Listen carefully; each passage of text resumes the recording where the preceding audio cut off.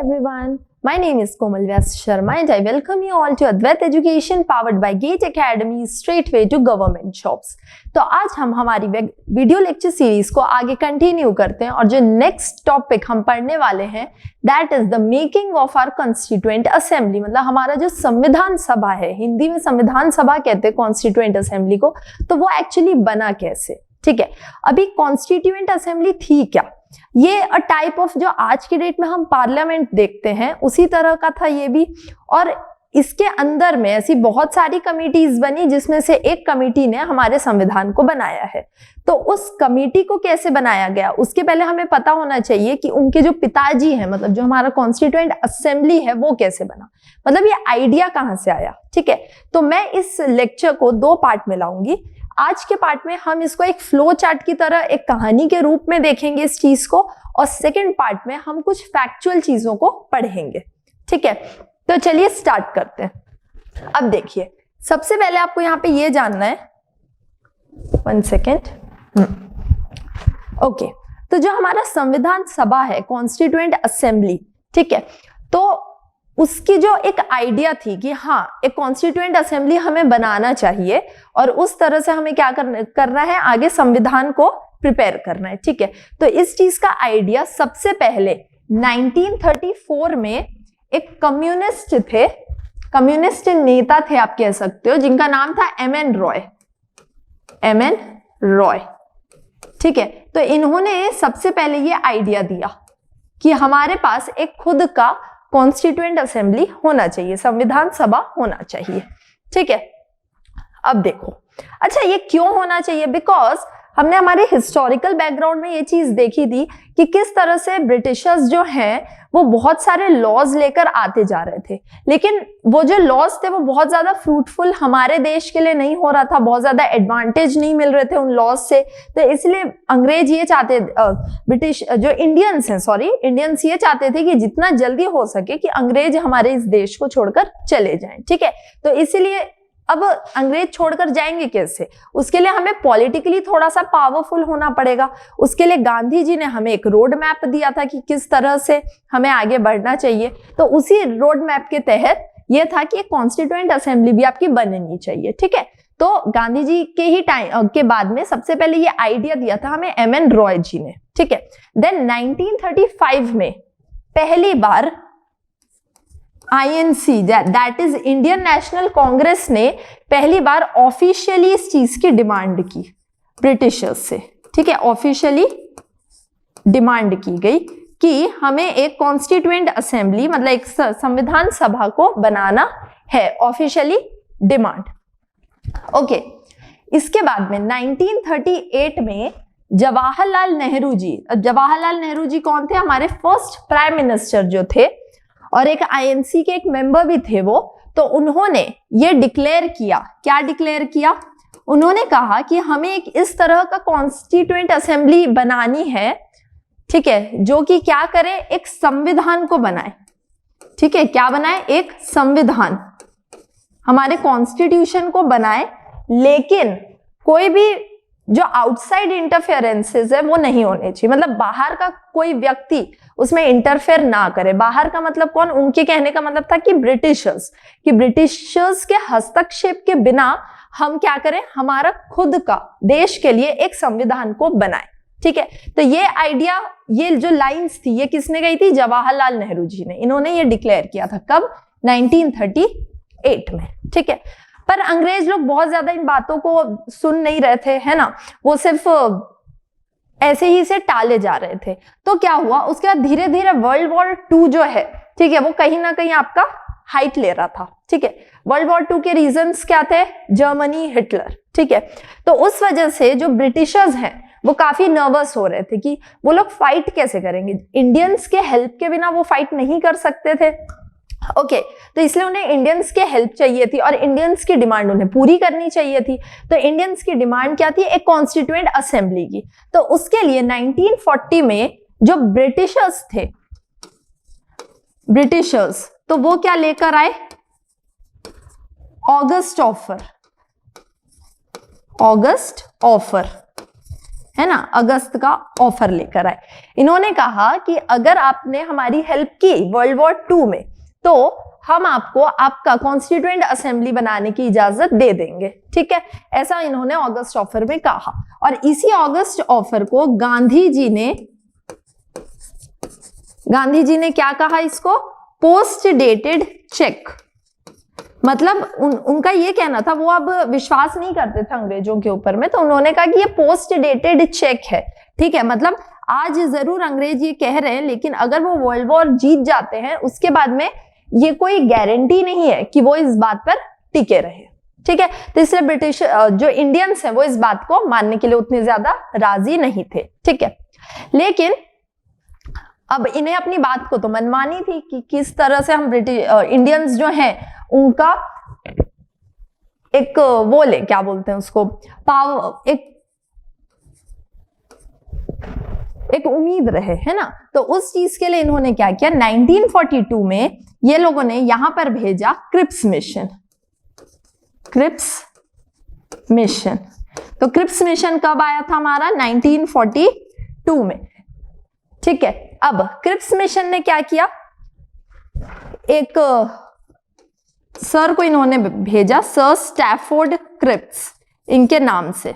ठीक है, sir Stafford Cripps. ठीक है, और इन्होंने ये कहा कि okay, after world war 2 what we will do, after world war 2, देखिए मैं बता रही हूं, इनका ये कहना था कि वर्ल्ड वॉर 2 के बाद में हम लोग आपको एक कॉन्स्टिट्यूएंट असेंबली बनाने देंगे। ओके, कॉन्स्टिट्यूएंट असेंबली बनाने की आपके पास इजाजत होगी। मतलब क्या कहते हैं जिसे, संविधान सभा, हिंदी में संविधान सभा। ठीक है, लेकिन अब सब मान गए इस बात को। ठीक है, लेकिन इसी के बीच में आ पड़े हमारे मुस्लिम लीग के लोग। ठीक है, मुस्लिम लीग की एक डिमांड थी। क्या डिमांड थी उनकी, उनका डिमांड था एक separate country, that is Pakistan, है ना, हमें एक अलग से कंट्री दे दो पाकिस्तान। ठीक है, और इस पाकिस्तान की जो इनकी डिमांड थी, इसको क्रिप्स मिशन ने नहीं माना। याद रखना, ये इंपॉर्टेंट है। ठीक है, कि क्रिप्स मिशन ने मुस्लिम लीग की ये बात नहीं मानी कि एक अलग आपको देश दिया जाए। ठीक है, ये पूरी तरह से खारिज कर दिया गया। अब इस चक्कर में क्या हुआ कि जो हमारा क्रिप्स मिशन था ये क्या हो गया, फेल हो गया यहां पे। ठीक है, हमारा क्रिप्स मिशन क्या हो गया, फेल हो गया। यहां तक कि आप लोग को स्टोरी समझ में आई। अब देखिए, अब 1942 में ही, ठीक है, अब बिकॉज ये फेल हो गया, लेकिन फिर भी व्हाट इंडियन वांट कि हमें हमारा कॉन्स्टिट्यूशन बनाने की इजाजत मिलनी चाहिए, और बहुत ज्यादा बोलना चाहिए आक्रोश आ गया था लोगों में। ठीक है, और जो लोग हैं, जो कॉमन लोग हैं, वो अब सड़क पर आ रहे थे। ठीक है, और महात्मा गांधी जी ने सबसे बड़ा मूवमेंट लॉन्च किया, that is the quit India movement. Hindi में कहते हैं इसको भारत छोड़ो आंदोलन। ठीक है, इसको क्या किया इन्होंने, लॉन्च कर दिया, भारत छोड़ो आंदोलन को। अब देखिए, क्विट इंडिया मूवमेंट के लॉन्च होने के बाद में अब ब्रिटिशर्स घबरा रहे थे कि now what we have to do. इन्होंने क्या किया, जितने भी लीडर्स थे उन्हें सबको गिरफ्तार कर दिया, और इस वजह से जितने भी कॉमन लोग थे, कॉमन पीपल थे, वो अपने घर से बाहर निकलने लगे। तो कहीं ना कहीं एक मास मूवमेंट ये बहुत ज्यादा बड़ा हो गया था। ठीक है, इसके अलावा बीच में हमारे क्या चलने लग गए, वर्ल्ड वॉर भी चालू हो गया था साथ में। तो कहीं ना कहीं जो ब्रिटिशर्स की कंडीशन थी वो बहुत ज्यादा वीक हो गई थी। उन्हें समझ नहीं आ रहा था कि व्हाट वी शुड डू, है ना। कहीं ना कहीं अब हमें इंडियंस की बात माननी पड़ेगी, क्योंकि हम कुछ नहीं कर सकते, क्योंकि क्विट इंडिया मूवमेंट अपने ब्लो पर था। इसके अलावा वर्ल्ड वॉर 2 की वजह से जो ब्रिटिशर्स हैं उनकी स्थिति बहुत ज्यादा दयनीय हो गई थी, खराब हो गई थी। देन 1945 के आसपास में आपका वर्ल्ड वॉर 2 जो है वो क्या हो गया, ओवर हो गया अप्रोक्स, है ना। इसके आसपास में आपका वर्ल्ड वॉर 2 ओवर हो गया, और जो ब्रिटिशर्स, जो मैंने बता दिया उनकी कंडीशन के बारे में आपको। ठीक है, तो इसी चीज को देखते हुए उसके बाद में 1946 में ब्रिटिशर्स ने यहां पर भेजा कैबिनेट मिशन।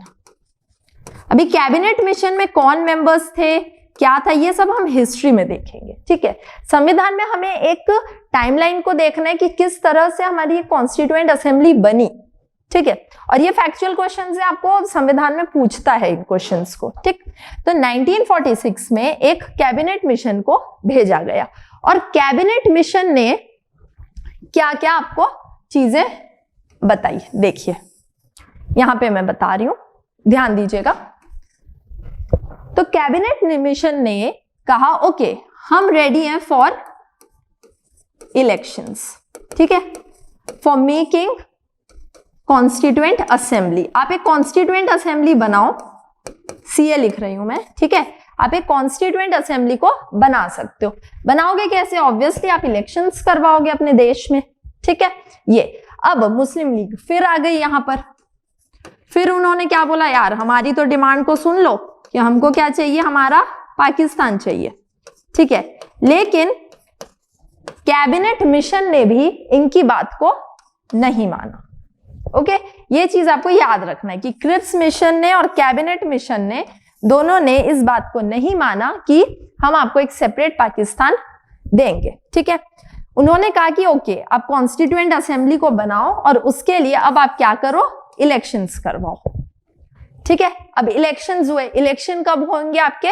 जून 1946 में। ठीक है, इलेक्शंस हुए। अब इलेक्शन जो हुए उसका तरीका क्या था? सबसे पहले इलेक्शन आपका इनडायरेक्ट था, प्रत्यक्ष नहीं था। क्या था? अप्रत्यक्ष। हिंदी में कहते हैं अप्रत्यक्ष, है ना, इनडायरेक्ट। यहां मैं हिंदी में भी लिख देती हूं, अप्रत्यक्ष इलेक्शन था।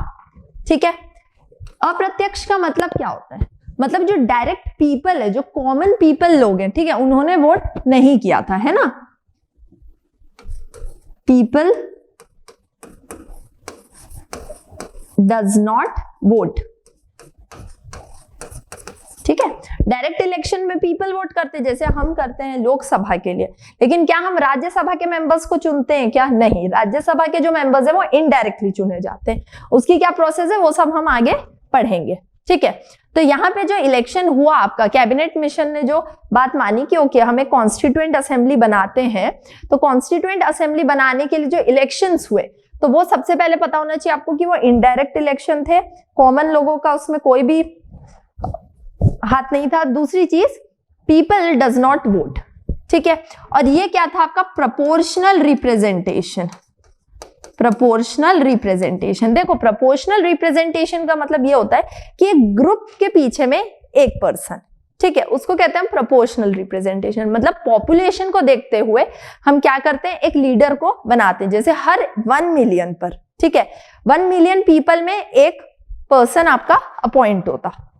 ठीक है, उस हिसाब से आपके इलेक्शंस कराए गए थे।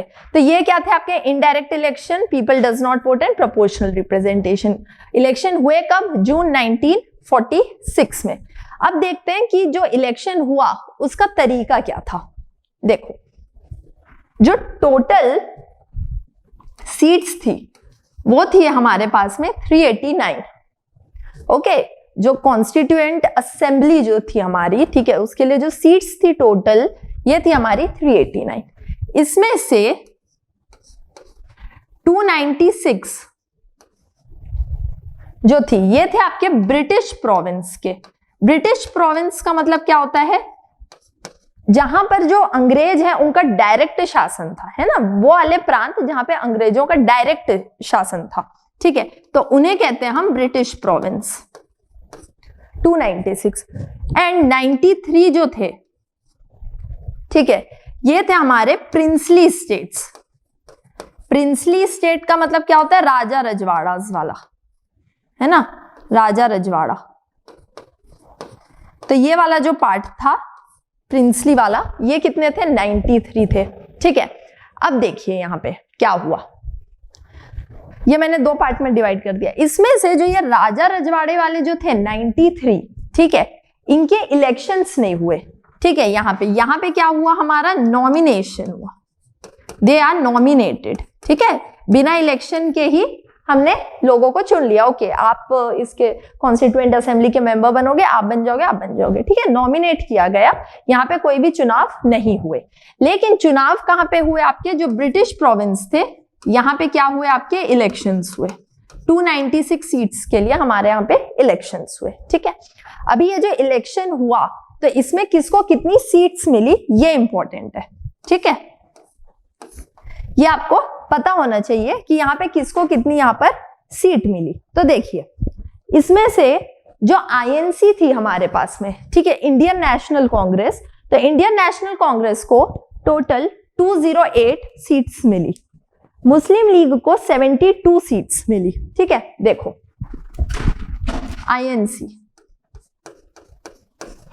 आईएनसी को सीट्स मिली 208,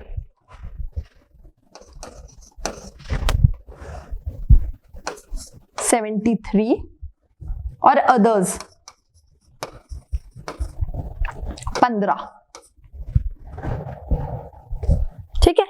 ये अब देखो ये आपको कई बार एग्जाम में पूछ सकता है, ठीक है, कि किसको कितनी सीट मिली। आपको ये चीज समझ में आनी चाहिए। टोटल इतनी सीट्स थी, उसमें से जो ब्रिटिश प्रांत है उनमें 296 और 93 थे आपके प्रिंसली।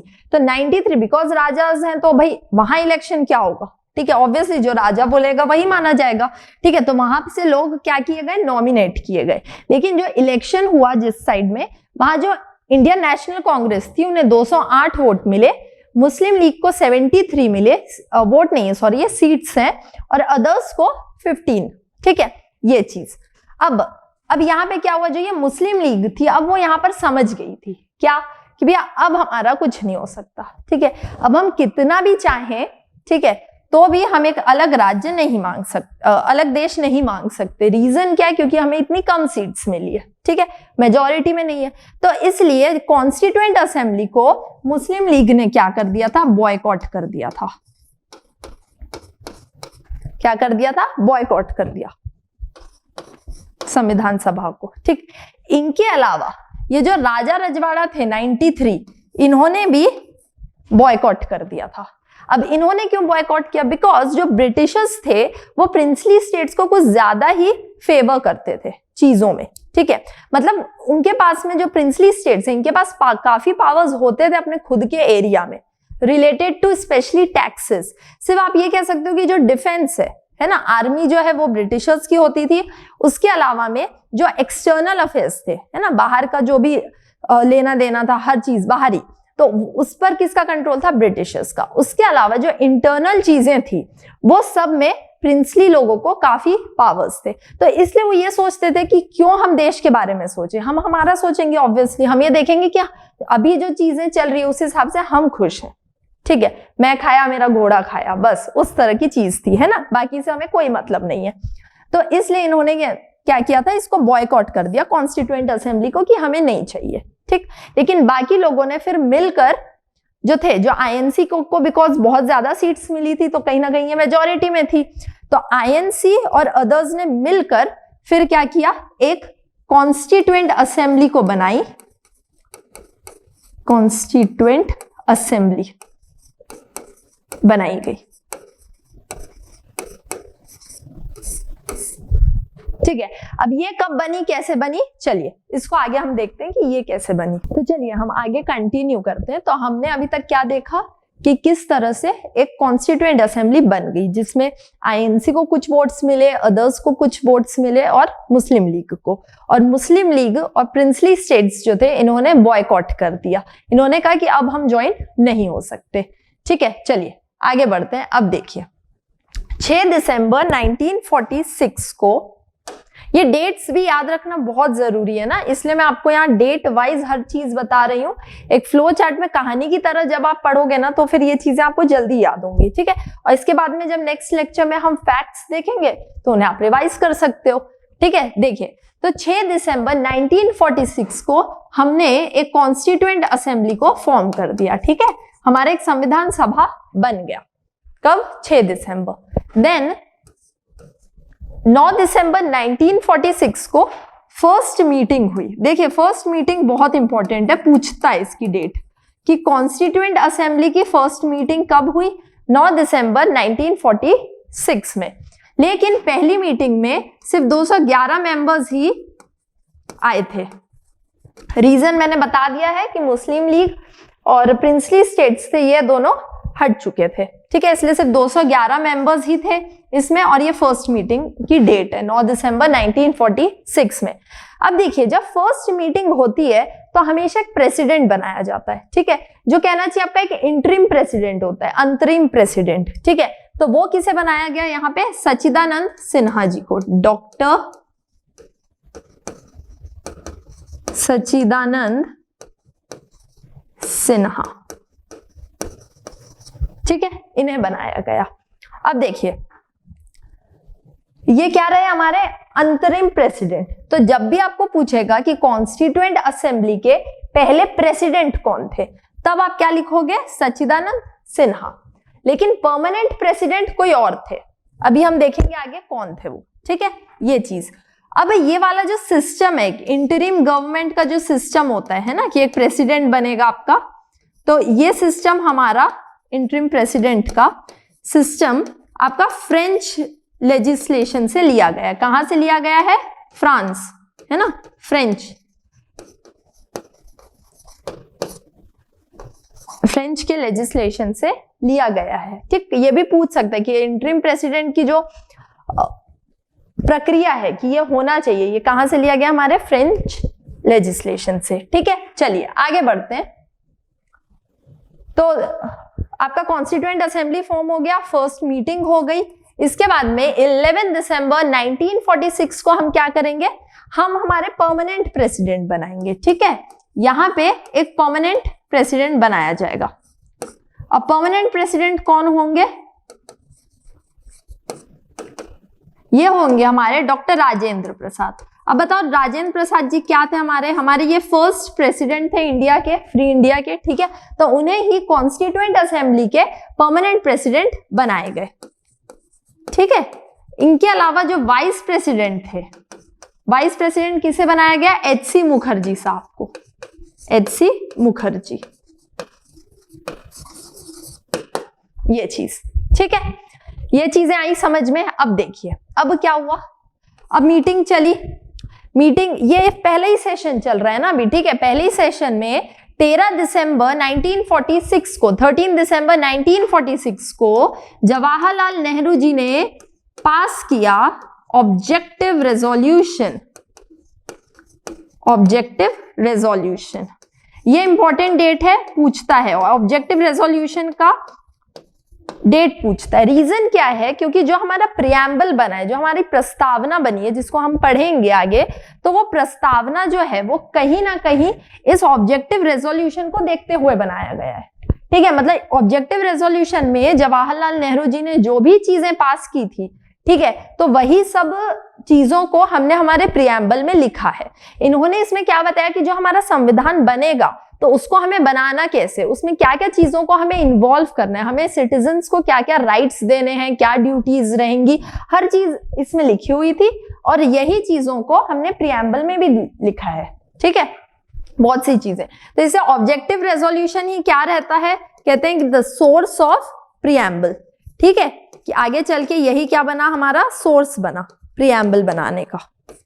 इसे देखकर प्रियम्बल बनाया गया, ठीक है, यहां तक आया। अब देखिए, अब बिकॉज ये एक रेजोल्यूशन को पास किया गया है, ठीक है, इन्होंने लेकर आए, तो इसको पास होना जरूरी है, मतलब इसमें मेजॉरिटी होनी चाहिए सबकी कि हाँ ये चीजें सही है, तभी आगे हम क्या करेंगे, इस हिसाब से वर्क करेंगे। तो उसके लिए सबकी वोटिंग की गई कि वो पास होगा कि नहीं। देन ये पास हो गया, ठीक है। और ये पास कब हुआ? हमारा 22 जनवरी 1947 को, ओके, 22 जनवरी 1947 को ये पास हो गया। अब देखिए, अब चीजें कैसे बदलती है, ठीक है। अभी तक जो लोग हमारा साथ नहीं दे रहे थे वो किस तरह से आएंगे, देखिए। ब्रिटिशर्स थे, ठीक है, इंग्लैंड में क्या हुआ? वहां पे इलेक्शंस हुए, ठीक है। और जब ये सब कहानी चल रही थी उस टाइम में वहां के प्रेसिडेंट, वहां के जो प्राइम मिनिस्टर थे वो थे विंस्टन चर्चिल, ठीक है। तो विंस्टन चर्चिल जो थे वो काफी अलग टाइप के पर्सन थे, मतलब वो ये सोचते थे कि हाँ जो कॉलोनीज बनती हैं वो कहीं ना कहीं गुड होता है, ठीक है, कॉलोनाइजेशन इज गुड, कि हाँ ब्रिटिशर्स के अंडर में हम हैं, गुलाम हैं, ये सब चीजें। और इसीलिए आप ये भी रीजन बोल सकते हो कि इतने समय तक हमें इसलिए इंडिपेंडेंस नहीं मिला। लेकिन उसके बाद में वहां इलेक्शंस हुए। इसके बाद तो इलेक्शन के बाद में वहां पे कौन बने प्राइम मिनिस्टर? क्लीमेंट एटली साहब, ठीक है, कौन बने? क्लीमेंट एटली। अब देखिए क्लीमेंट एटली जी ने, क्लीमेंट एटली,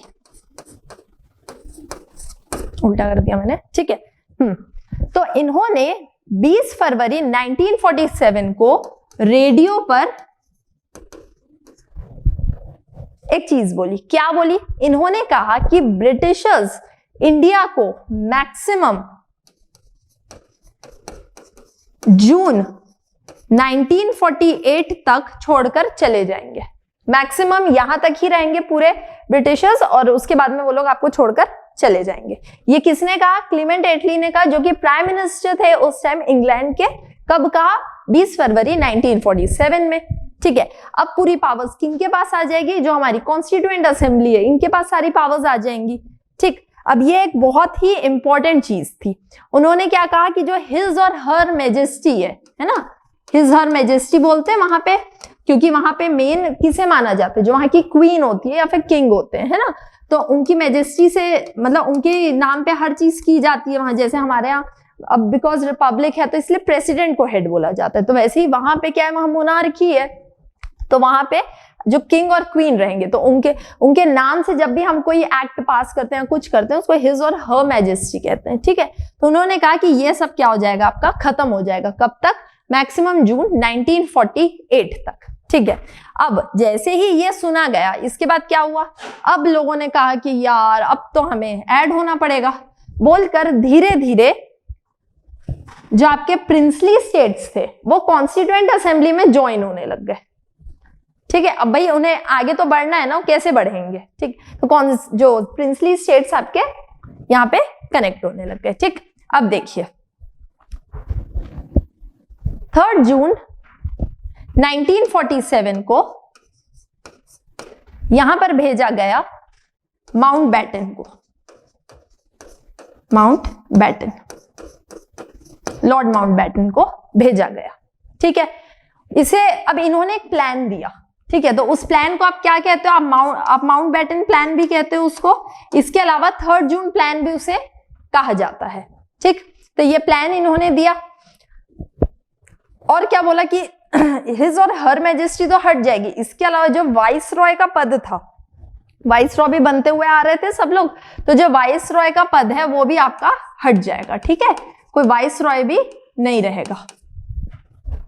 ओके, तो माउंट बैटन क्या रहे? यहाँ के गवर्नर जनरल, गवर्नर जनरल, ठीक।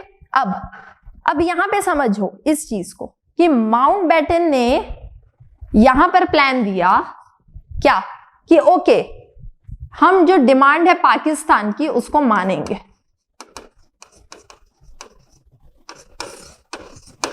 मतलब पहली बार पाकिस्तान बनना चाहिए एक अलग कंट्री, इसकी डिमांड को किसने माना? माउंट बैटन ने, ठीक। ये क्वेश्चन भी आता है आपकी क्रिप्स मिशन, कैबिनेट मिशन, ये सब ने क्या कर दिया था? इसको हटा दिया था, ठीक है। वो लोग रिजेक्ट कर दिए थे इस डिमांड को, लेकिन माउंट बैटन ने पहली बार इस डिमांड को एक्सेप्ट कर ली और इसलिए हमने फिर एक पाकिस्तान जैसा देश पा लिया, ठीक।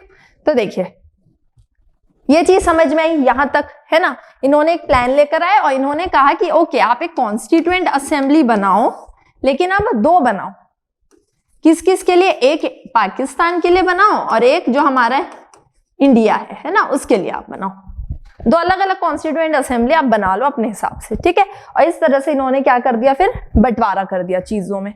ओके, देन 18 जुलाई को we adopted a national flag.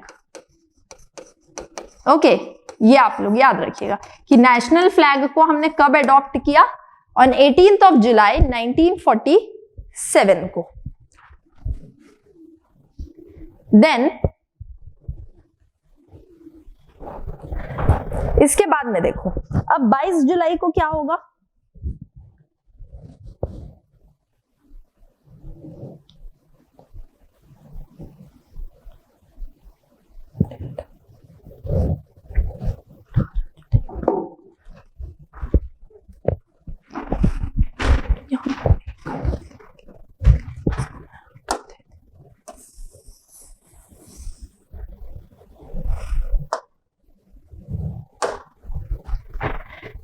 अब देखिए यहाँ पे एक चीज समझिए, अब 18 जुलाई 1947 को British parliament,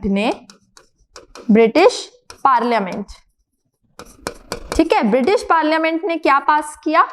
Indian independence act of 1947। Okay, Indian independence act कौन सा? 1947 को, ठीक है। ये एक्ट को ब्रिटिश पार्लियामेंट ने पास कर दिया। क्यों कर दिया? बिकॉज अब तो फाइनल हो गया है ना कि अब किसी भी तरह से जो ब्रिटिशर्स हैं वो इंडिया को छोड़कर चले जाएंगे, ठीक है, इसलिए। और इसी खुशी में 22 जुलाई 1947 को हमने हमारा नेशनल फ्लैग को अडॉप्ट किया है ना, we adopted our national flag.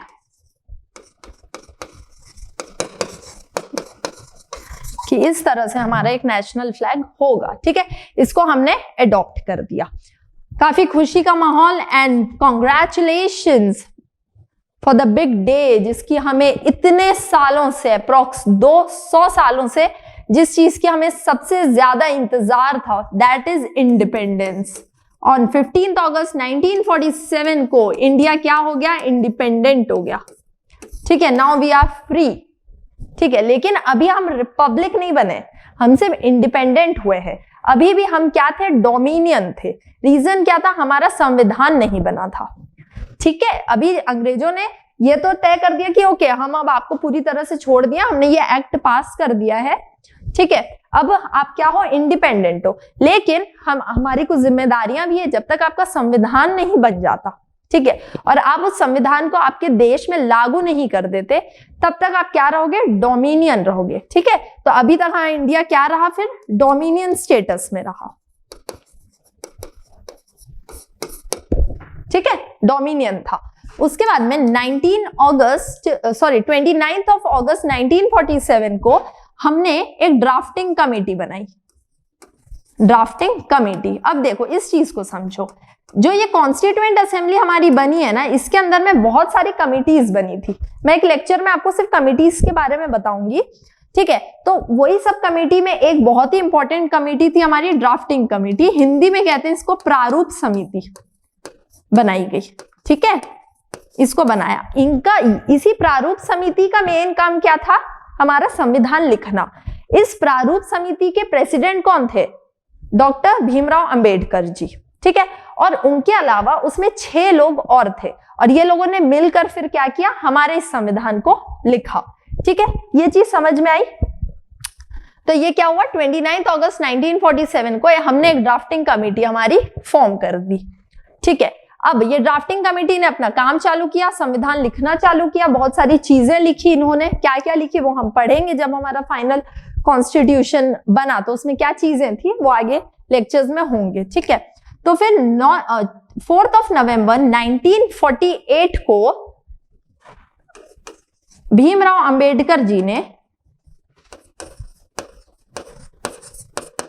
ठीक है, इन्होंने फाइनल ड्राफ्ट प्रस्तुत किया। फाइनल ड्राफ्ट, ड्राफ्ट मतलब होता है प्रारूप, मतलब एक फाइनल कि हमारा जो संविधान है वो इस तरह का कुछ होगा, ठीक है। इस चीज को इन्होंने क्या किया? बता दिया, ठीक है, कि इस तरह से बहुत सारी चीजें इसमें होंगी। कब? 4 नवंबर 1948 को। इसके बाद में बहुत सारे चेंजेस किए गए, ठीक है। ऑब्वियसली एक संविधान बन गया तो सीधा उसको तो आप फाइनलाइज नहीं करोगे ना, उसमें बहुत सारे चेंजेस करोगे। तो वैसे ही हमारे इस संविधान का जो एक फाइनल ड्राफ्ट बना, इसमें कम से कम 2000 संशोधन किए गए। इतनी सारी चीजें इसमें हटाई गई, बहुत सारे सिटिंग्स हुए इसमें, है ना। और चीजों को हटाने के बाद में उसके बाद ऐसी चीजों को सेट करते गए, और फिर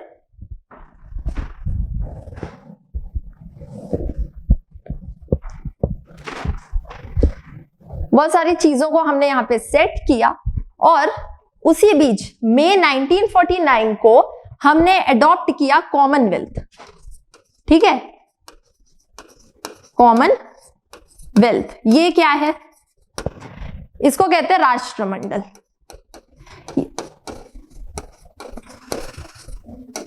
ठीक है। इसकी मेंबरशिप हमने ली। क्या ली हमने? मेंबरशिप, राष्ट्रमंडल की, कॉमनवेल्थ की मेंबरशिप। देखिए ये क्या था कि बहुत सारे ऐसे कंट्रीज थे जो कि ब्रिटिशर्स की गुलामी में थे, ठीक। तो वो लोगों ने मिलकर एक ग्रुप बनाया, ठीक है। जैसे आज की डेट में यूनाइटेड नेशंस ऑर्गेनाइजेशंस है और ओपेक है, बहुत सारे अलग अलग ग्रुप्स हैं।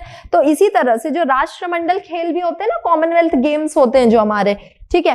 तो इसके अंदर में वो सब कंट्रीज थी जो किसी टाइम पर ब्रिटिशर्स की हुकूमत के अंडर में थी, ठीक है। वो लोगों ने अपना मिलकर क्या किया, एक ग्रुप बनाया और इसमें इंडिया भी क्या हो गई, शामिल हो गया, ठीक है। कब हो गया, हमारा संविधान बन के रेडी होता उसके पहले ही इंडिया इसमें शामिल हो गया। और ये चीज अच्छी भी हुई। कई लोगों ने इसको क्रिटिसाइज भी किया कि नेहरू जी ने क्यों अपने आप को एक मेंबर बनाया इसमें, वो चाहते तो मेंबर नहीं भी बन सकते थे, पर इसका रीजन उन्होंने क्या दिया था इसको हम बाद में देखेंगे, ठीक है। तो यहाँ आपको सिर्फ इतना जानना है कि हमने रेटिफाई कर दिया था, मतलब ये बात को हमने मान लिया था, है ना, अपने आप को फाइनलाइज कर दिया कि ओके हम क्या हैं, अब कॉमनवेल्थ के मेंबर्स हैं, ठीक। देन 26, अब देखो आपका संविधान तो बन ही रहा था, फाइनल ड्राफ्ट आया, बहुत सारी चेंजेस की गई और उसके बाद में ऑन 26 ऑफ नवंबर 1949 को वी adopted our कॉन्स्टिट्यूशन, ठीक है। हमने क्या किया, हमारे संविधान को यहाँ पे अडॉप्ट कर लिया। कब, ऑन 26 ऑफ नवंबर 1949। और इसी को ही क्या बोलते हैं हम, कॉन्स्टिट्यूशन डे भी मनाते हैं इसी दिन, ठीक है। आज की डेट में इसी दिन को हम कॉन्स्टिट्यूशन डे के नाम से भी जानते हैं, ठीक है। तो फाइनली हमने अडॉप्ट कर लिया।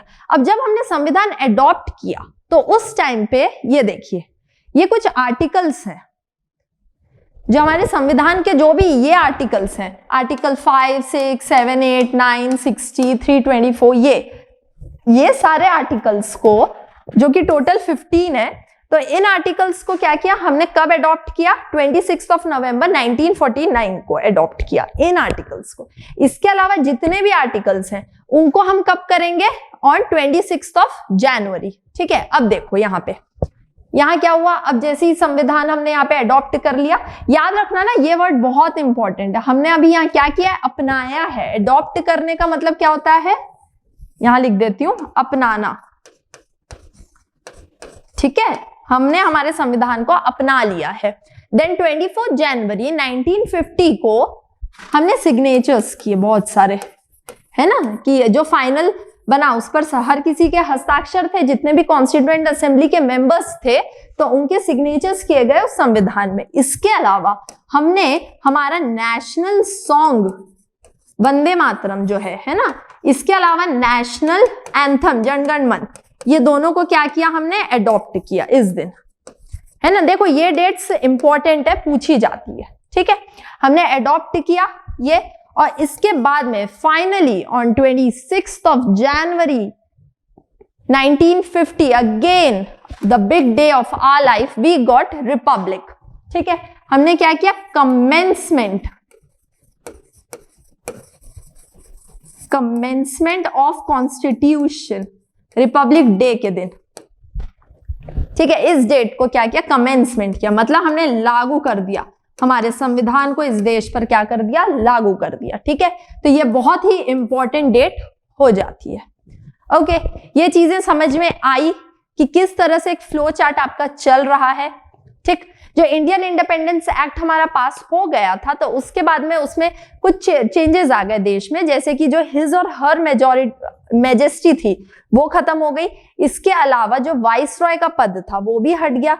जो हमारे गवर्नर जनरल थे, हमारे जो ब्रिटिश इंडिया था उनके लास्ट गवर्नर जनरल कौन थे, और फ्री इंडिया के भी लास्ट गवर्नर जनरल कौन थे, हमारे लॉर्ड माउंटबेटन, ठीक है। और उसके बाद में फर्स्ट इंडियन गवर्नर जनरल कौन बने, डॉक्टर सी राजगोपालाचारी जी, ठीक। ये चीजें आपको याद रखनी है। हम नेक्स्ट लेक्चर में ये सब के आगे देखेंगे जो फैक्चुअल चीजें हैं, और साथ में इस स्टोरी को और ज्यादा उसमें। तो ये मैंने एक डिटेल्ड वे में बताई कि किस तरह से ये चीजें आपकी वर्क की है, ठीक है। इस वीडियो को आप बार बार रिपीटेडली देखोगे तो एक स्टोरी वे में आपको ये चीजें समझ में आ जाएंगी, ठीक है। चलिए मिलते हैं हम हमारे नेक्स्ट लेक्चर में, तब तक के लिए thank you very much and keep learning.